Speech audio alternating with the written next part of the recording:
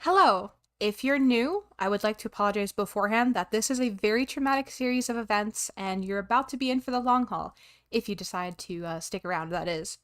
However, if you read the title and clicked on this video already knowing the context, nice to see you again. I hope you stick around to the end. I'm going to try to recall everything I can, though I am bound to get details mixed up or wrong. I'm not actually looking into the nitty gritty details or trying to debate with anyone, because for the most part, I am speaking from a first person perspective. A lot of the things I experienced during that time were very traumatic for me, and so looking back for evidence when I don't really intend to start an argument just seems like a waste of my energy and sanity. I just want to go forward with the clear intent that I'm not trying to spark up any drama or beat a dead horse. I suppose I'm just tired. I'm tired of people having a skewed perspective of me based on two creators who didn't even know me personally, and I'm tired of that view following me around everywhere I go. I've had to hop from account to account and rebrand, and at first it really was because I was running. I didn't know how to handle it then, and I hardly know how to address it now. But I want to try, and I'm at peace that not everyone will hear me out or choose to listen. I'm okay with that. If I can give at least a few people some insight on what was going on with me and give a more rounded explanation of myself as a person rather than a topic of interest, then I am glad to be here and actually making this. I do want to preface that this story does involve a lot of triggering things, and I do talk quite a lot about mental health, so if you're not in the right mindset to be hearing about these subjects, please click off and watch later if you're so inclined. I'm going to be giving some history on myself, how I grew up, things that went wrong, and things that never really got caught, as well as just a rundown of what I have been doing and dealing with in the after effects of the situation back in December of 2020. I'm going to be keeping my childhood as brief as possible and explain what I must when we get there, but I have a feeling that this section still might be lengthy as I am the yapper. I grew up in a Christian household of specifically the Baptist denomination, and I have 3 older siblings. As the youngest in my family, and with my parents and siblings all being raised with a very Puritan mindset, I was heavily, and I mean heavily, sheltered. I never really played outside with the neighborhood children because they were all very, very mean and hurt my siblings before me. I recall a memory when I did try to play with them, but I was very young, like younger than 5, and they decided to take a cactus from the lady who lived next door's garden and try and play catch with it, with me and my brother. I still remember having to sit on the kitchen floor with him and my mom as she tweezed out the pricklies from our skin. So I didn't really have friends outside of my family for a very long time. I think the exception to this was my 2 best friends at the church my family attended, but after we moved away, contact with them was incredibly slim. I think I've seen them 3 or 4 times since I moved. We moved when I was 6, and I'm 23. My family started attending another church, and as for my education, I went to public school for first grade. And that's it. Every year after that, I was homeschooled. I believe I started going to technically public school, but it was entirely online, and all of the classes were held in a Skype/Zoom-like setting, so I didn't get to have friends in school, and if I did, it was all online. I did make friends with the neighborhood kids, but with my hindsight being 2020, I feel I was less of a friend to them and more of a toy box, if that makes sense. One girl only liked me because of what I had, and the boys I'd play with didn't treat me right physically. So I was in a familiar setting when I was minuscule. My only friends were at church, I was bullied or tolerated by kids who weren't my family, and my family still kept me sheltered by homeschooling me and refusing to educate me on things I should have known when I was growing up.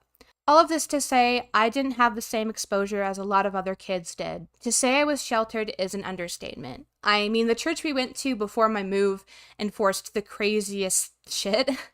No magic in movies or shows unless it was some allegory to Christianity. No music outside of the contemporary Christian genre.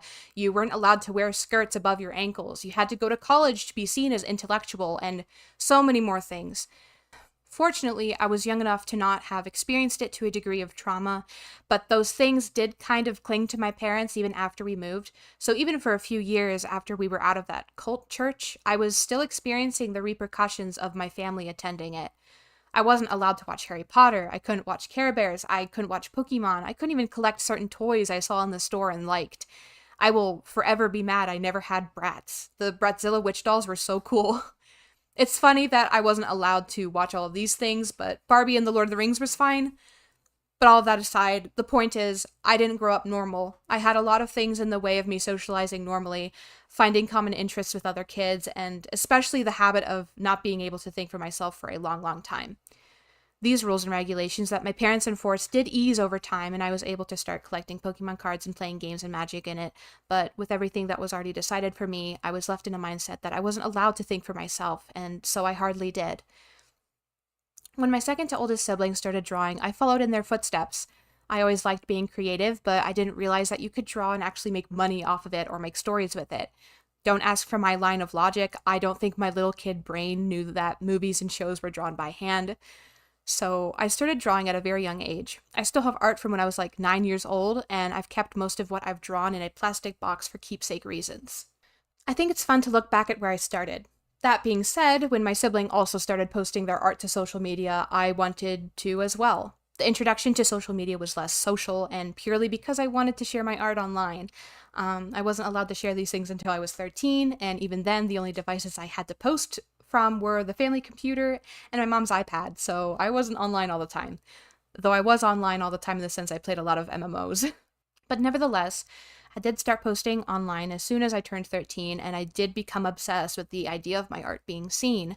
I do think, as a child who had very little of a social life outside of family members and friends at church, it was a very awkward beginning. I was also now being exposed to things I didn't really think about before, because growing up, my parents never really talked about issues that affected our country, so the concept of misogyny and racism never really clicked with me until later.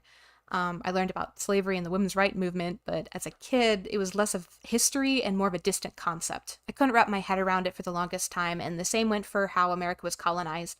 Like, I am definitely more aware and educated on all of these things now, but it also didn't help that the curriculums that were being taught to me were very watered down and sugar-coated to seem like everything went right and all is good in the world. It's not, and I know that now, but my younger self did not. And anything that related to the LGBT community was never ever brought up. It wasn't until I was online that I started seeing more things about the concept of boys liking boys or girls liking girls, or even the concept that there were more than two genders. I didn't realize transgender people existed. And while I can look back and know that little girl Morticia had good intentions, she was in a spot that didn't allow her the empathy that I do now. Being raised a Christian and asking about these things and being told it was a sin, I took it to heart and saw it as a law, reiterating that I couldn't think for myself whatsoever. Whatever my family said was what was right, and so I became a little conduit of Jesus' power to spread the good word and infect people with the Holy Spirit. The few online friends I did make at the time were always bombarded with my God talk, and I would like to apologize to anyone who did know me at that time. Regardless of whether you knew it or not, you talking to me about these things did in fact leave an impression, because I definitely do not believe that being LGBT is a sin anymore. I'm actually on the ace spectrum and I'm biromantic, so I found my way eventually. All of this to say, I was posting a lot online, discovering concepts I didn't really know about or grasp fully, and becoming intertwined with communities as small as they were. And one of these communities that I managed to find myself in was Dolly Guts' community. I have always really liked dolls growing up. My mom would buy me Barbies, and I would watch a lot of the Barbie films that the dolls would pair to, and also had a bunch of porcelain dolls as well. I've always been a fan of them, and if I can find it, I think I even tried making a doll Sona at one point. But all of this to say, I would frequent the doll hashtag a lot on Instagram, and that's how I discovered Tears' art. It was 2016, and when I found their art, I was absolutely obsessed with it. I didn't realize people could draw like that, and to me it was super unique, and they instantly became an inspiration to me. I have art traditionally and digitally that you can definitely see the early onset of the Dolly Guts' art style and how much they really influenced my work at the time. I followed them everywhere. I studied how they drew things, and when I discovered they posted time-lapse videos of their drawings to YouTube, I studied those too. When I got Paint Tool Sai, I copied the brushes I saw on screen and tried to draw like them. And I didn't really know why I was so attached to their art and style of drawing, and I did discover why when I was older, but we'll get to that later. For now, let's just focus on me entering that community of combined morbid cute things. Entering that sphere was super fun for me because I remember finding people my age who drew similarly and all had OCs and had lore for them. It was great. One of these people I became super close with, and eventually I called my best friend, but I'm going to put a pin in that subject because that deserves its own section and I don't want to get sidetracked. I finally felt like I was making friends because of having a shared interest in something, and my account at the time was pretty large for someone who was admittedly ripping off someone else.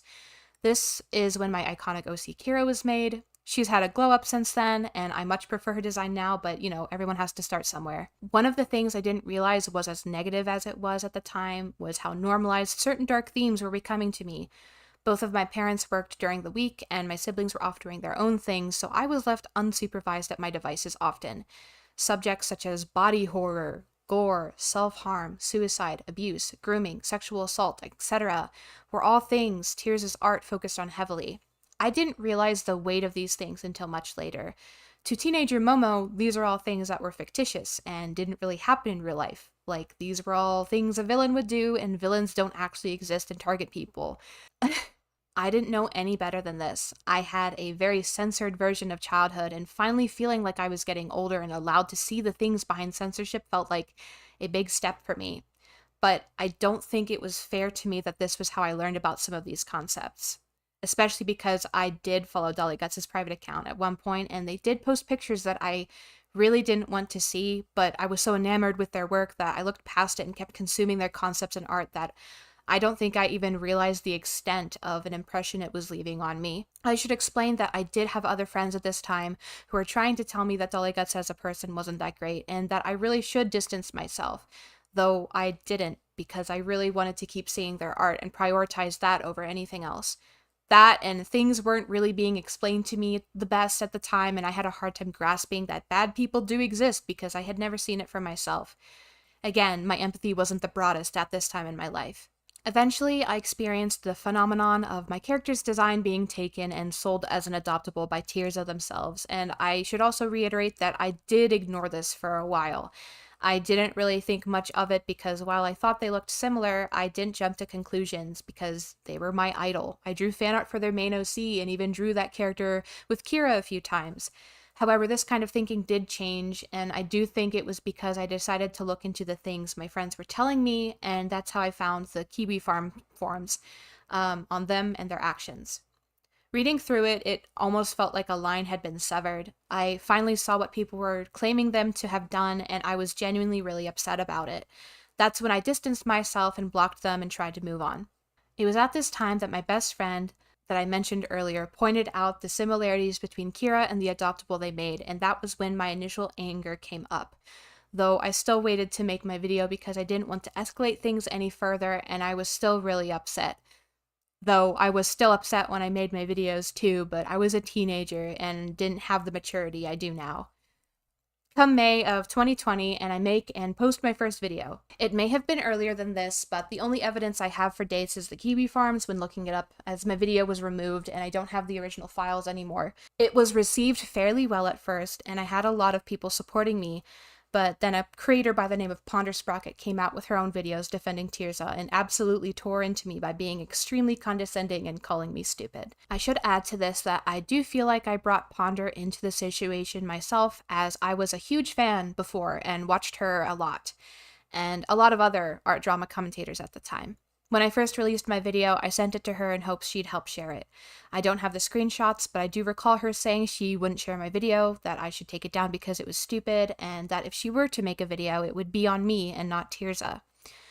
I was upset, and I blocked her, and I didn't watch her videos at all after that. So, in a way, I feel I did involve her, but she said she wouldn't have made any videos. I feel that the only reason she did it was because of spite. I said I was going to keep my videos up even though she told me to remove them, and so I think she made the videos the way she did on purpose because she had a personal vendetta against me after that. I will say that my feelings and opinions on how she sees me are all speculated and not able to be proven in any way, but I do think it's important to mention how all of that made me feel. The first video, which is 2 hours long, was released on December 23rd, 2 days before Christmas. There were a few months where I felt like things were going great, but after that happened, I was basically chased off the internet by both Tirza's community and Ponder's community. I had a lot of my so-called friends cut me off and never speak to me again. When I did finally manage to watch the videos, I saw some of them commenting on how they knew me and how they appreciated Ponder for speaking out against me. I had never been betrayed like that.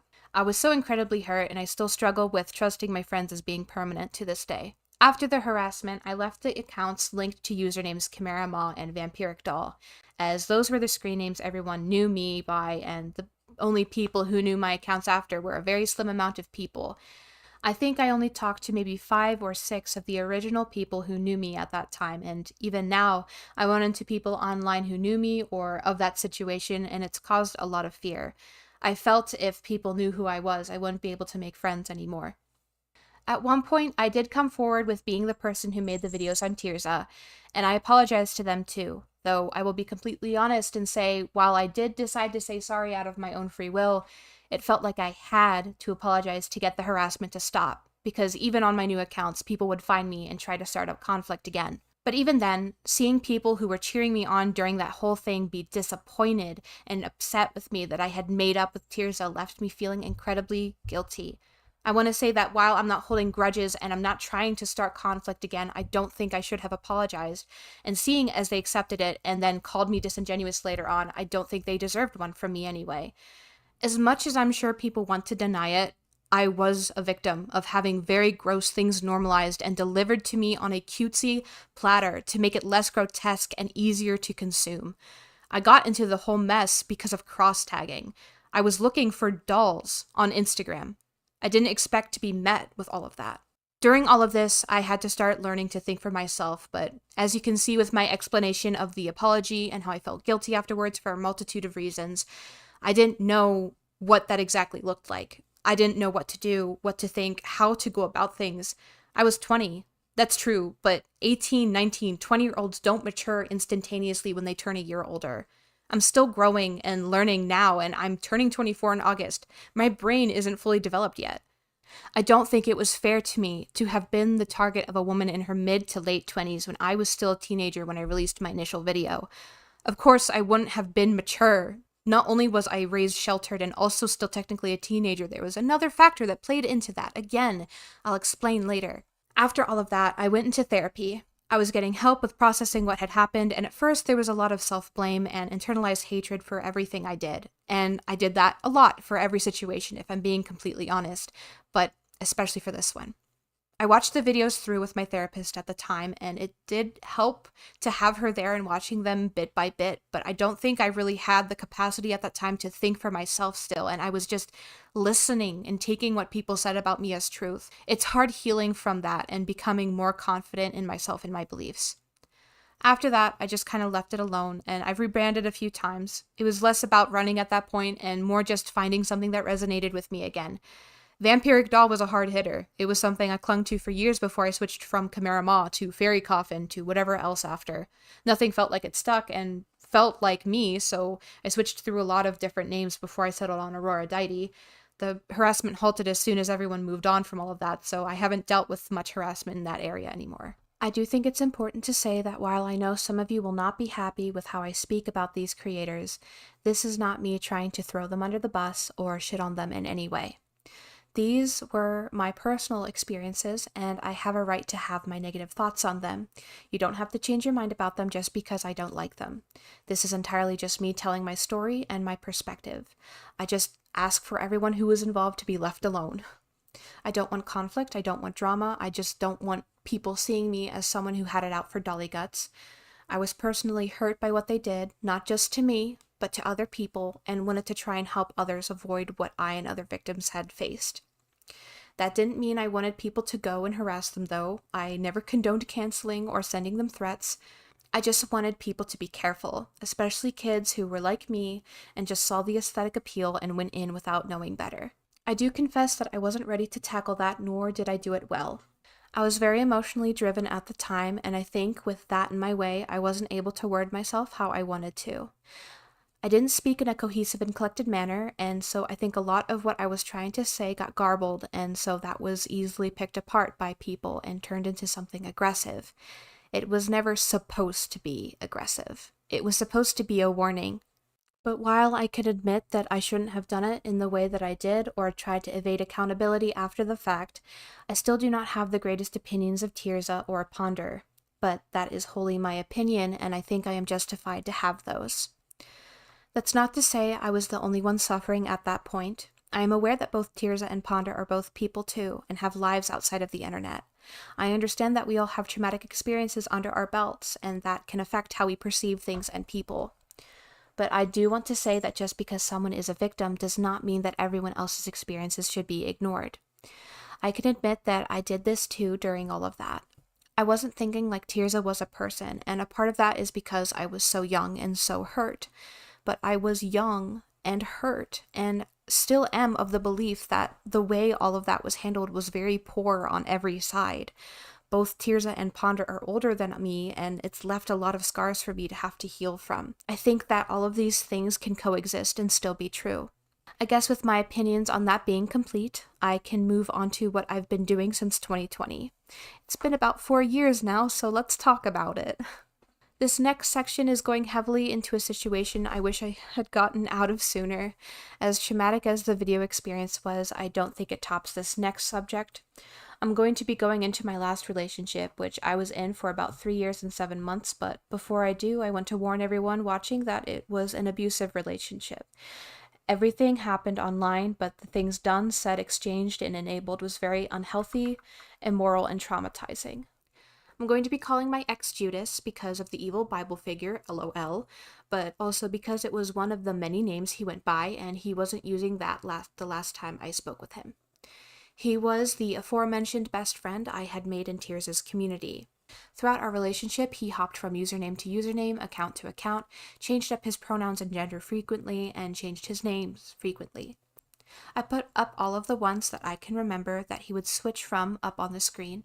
This should have been a red flag, but I was very blinded by my affection for him, and he excused it as not knowing his identity and was trying to figure himself out, so I just kind of rolled with it. I met Judas in the Deli Guts community back in late 2017.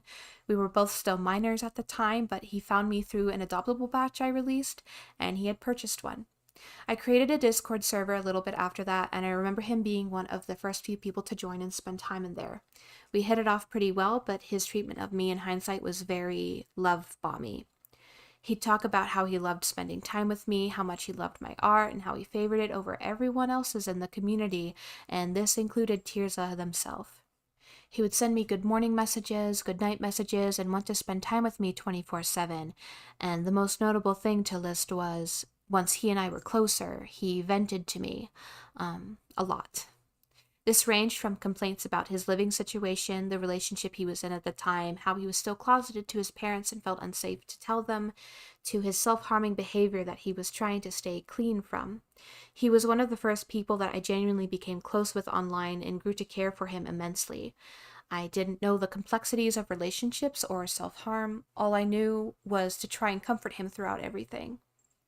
The relationship he was in at the time was abusive and illegal, as he was a minor, and if I recall, this woman was in her mid-20s. I witnessed firsthand how she treated him, as she followed him everywhere, and that included my server. She had joined a call once to yell at him, and they both left immediately after that. I didn't know the full extent of their relationship, but I do know now, he admitted to me later, that it was explicit at times. At one point, he did break up with her, and he instead came to me. He admitted to me very shortly after breaking up with her that he liked me, and I liked him back. We tried dating for a little bit, but admittedly this lasted very short because I still had some internal anti-LGBT to work through, and I was also peer pressured by my family, who were still religious, to not be with him. My memory gets a little foggy around this time, as I remember us still being close, but at one point had distance between us because I was hanging around a different crowd of people, and I don't think he liked them. But nevertheless, we became close again when I started watching JoJo's Bizarre Adventure, and he watched it too. We both became extremely hyperfixated on it and bonded even more with talking about it. I want to say this was around mid to late 2019 and entering 2020, so this was after my distancing from that community and before I made my videos. I drew a lot of fan art, put myself in the fandom, and this is where things started to get really confusing for me.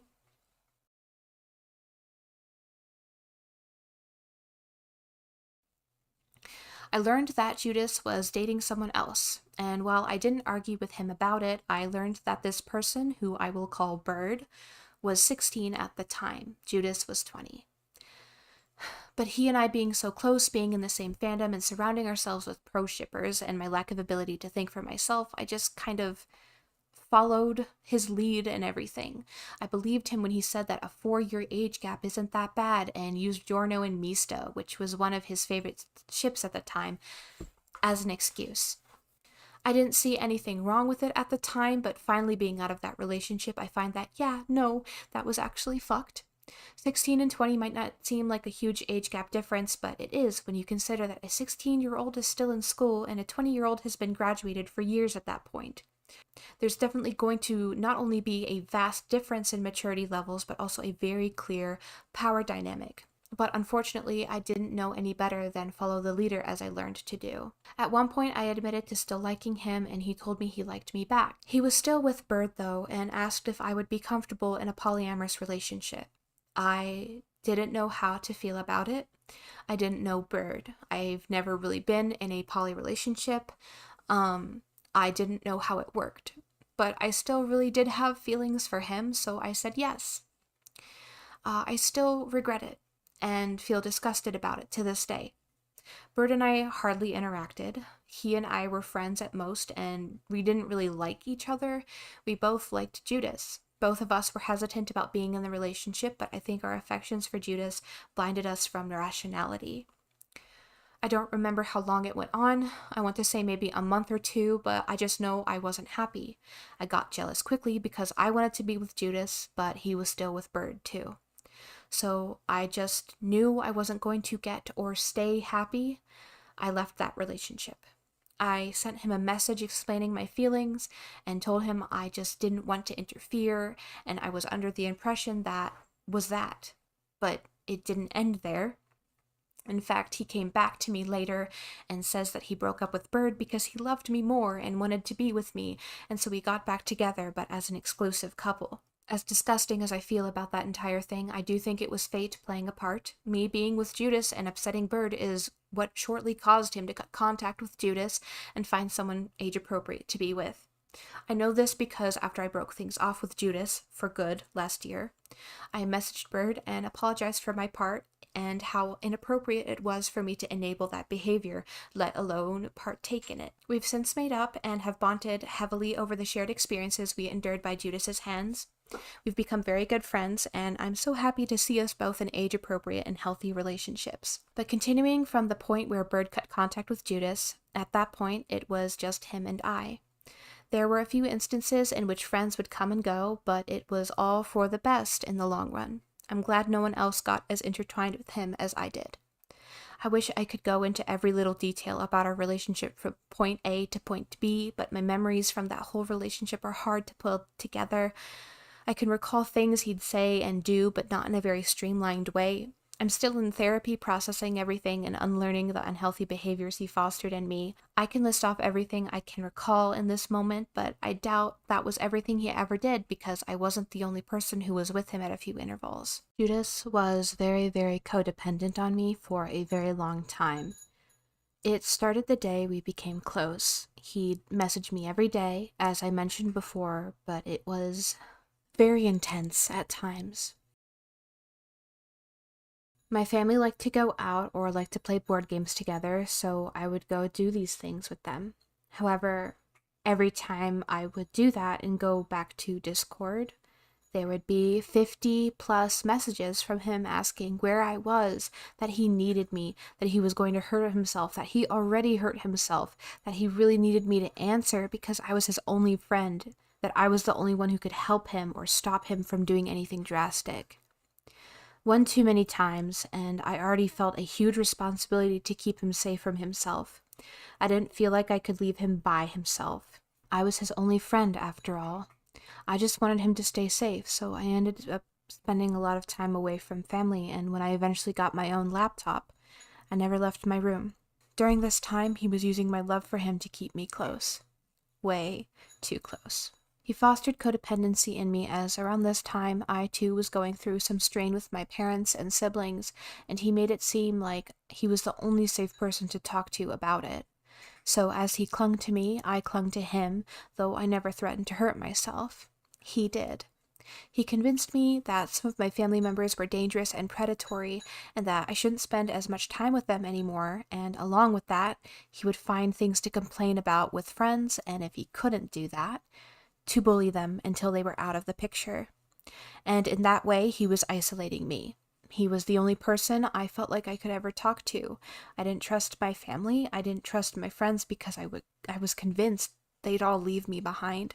He told me that he never would. Throughout the relationship, he started becoming less of someone I could help and became someone who controlled my every move. He didn't threaten self-harm or suicide anymore when I wasn't available to him, but he did get extremely angry and ignored me. He knew at this point that I was attached at the hip, that I looked to him for everything, and that he could use that against me. So whenever I did something or said something he didn't like, he'd punish me by giving me the silent treatment or convince me that I was in the wrong for leaving him behind. He blamed all of these behaviors on abandonment issues.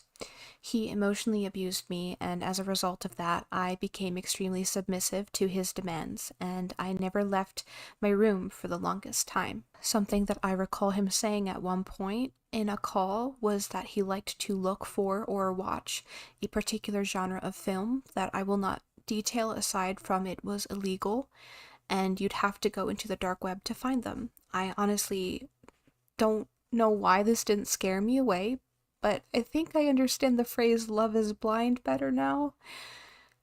He would make OC pairings with me and write with me about them. The first ones we had were wholesome enough, but the more we made, the more outrageously disgusting they became. Just as a forewarning that it gets really disturbing. At first, it was a nice, cute poly couple, then it was a young girl and an older mafia boss, then it was a nun with trauma with a demon who wanted to eat her soul and succeeded by the end of her life, by the way.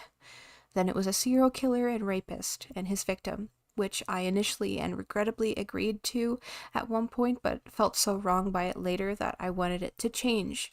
It did, but not for the better, because the victim was immortal and could regrow limbs but still feel pain, and she still endured the abuse from his character, but escaped and fell into the hands of another serial killer who kind of used her as a source of food, if you can piece together how that worked. All of these stories were highly romanticized and sexualized, and I know he got off to them because he told me he did. He liked the fact that he could roleplay literal sexual assault and torture with me, and I just went along with it because he convinced me that these things were fine because it was all in fiction. None of it was real. These characters weren't real, and they never would be. How could it be wrong if it's just in fiction? A much lesser degree thing he did was stealing characters from people and tracing their art to claim as his own. He denied this for the entirety of our relationship, but by the end of everything, I knew the truth. He gaslit me into believing that the original artists were the ones stealing from him, not the other way around. I think a small part of me knew that it was fishy, but I was so attached to him at this point I didn't want to say anything that would upset him, because if I did, he'd always blame me for it. There was a multitude of other disgusting things that he did in our relationship, but if I'm being so honest, writing about this is very hard for me to do, and reliving it isn't easy.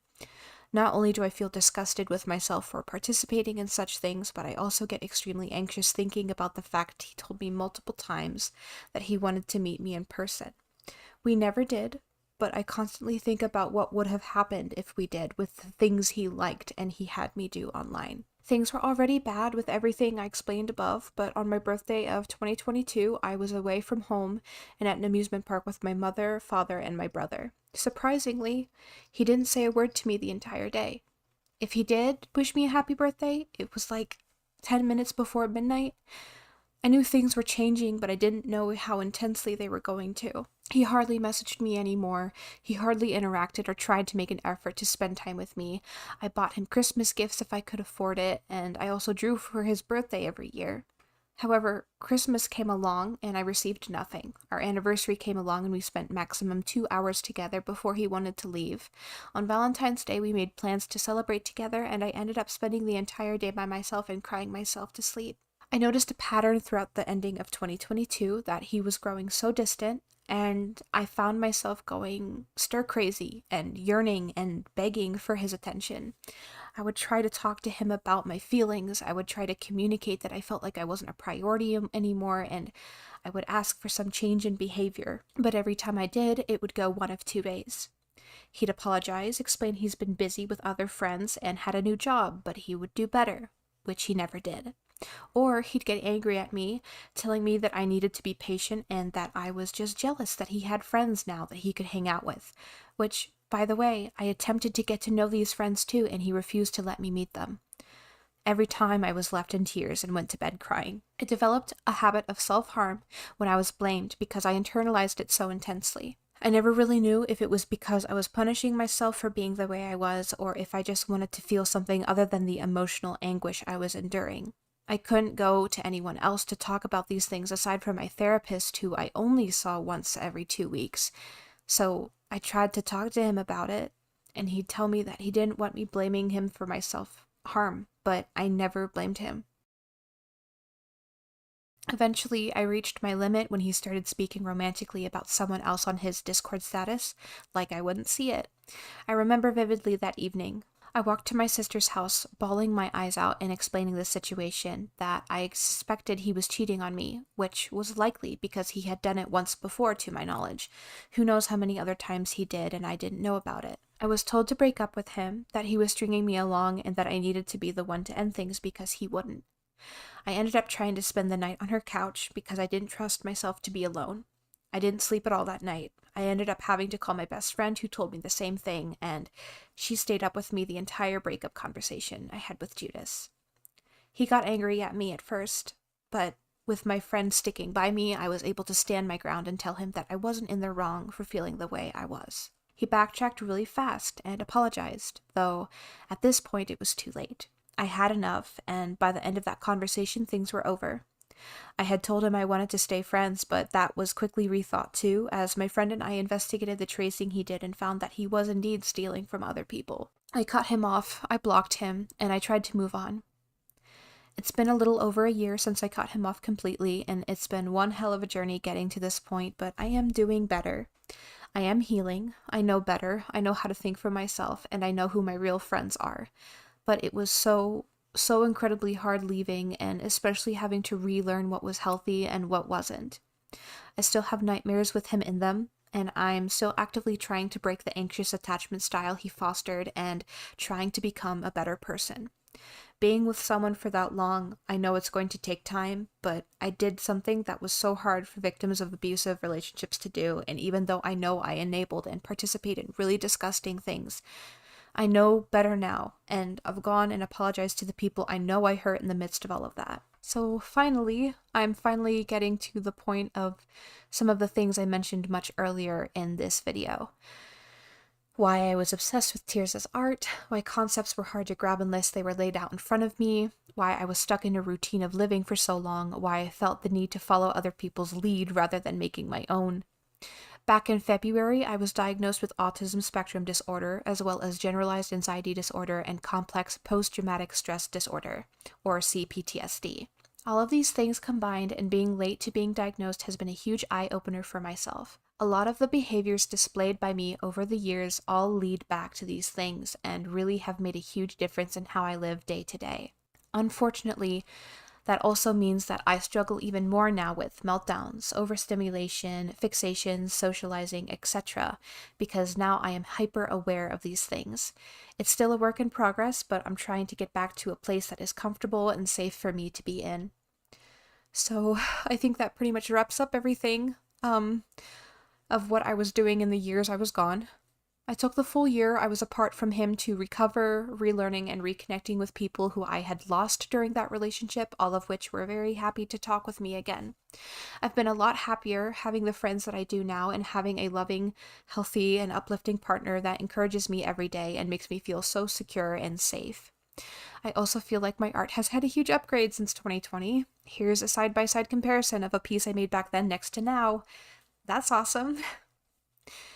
Anyways, I'm so sorry for how heavy all of this got. It genuinely was very hard for me to write out and record and edit, and I'm sure even posting it, I'm going to be having a very anxious time, but I think I'm at a point where I feel confident enough to speak out on my feelings on that whole situation and come forward with my story on both the 2020 video and my relationship and where I am now.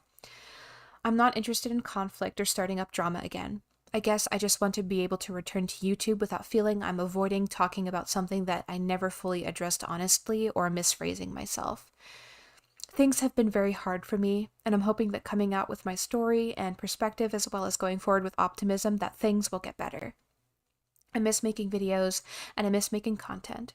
I just was so afraid to tackle all of this because of how much there was to talk about, but I'm glad I took the time to explain everything. I'm doing better, and I hope everyone else is doing good too. I'm going to try to focus on things that I genuinely like for future videos.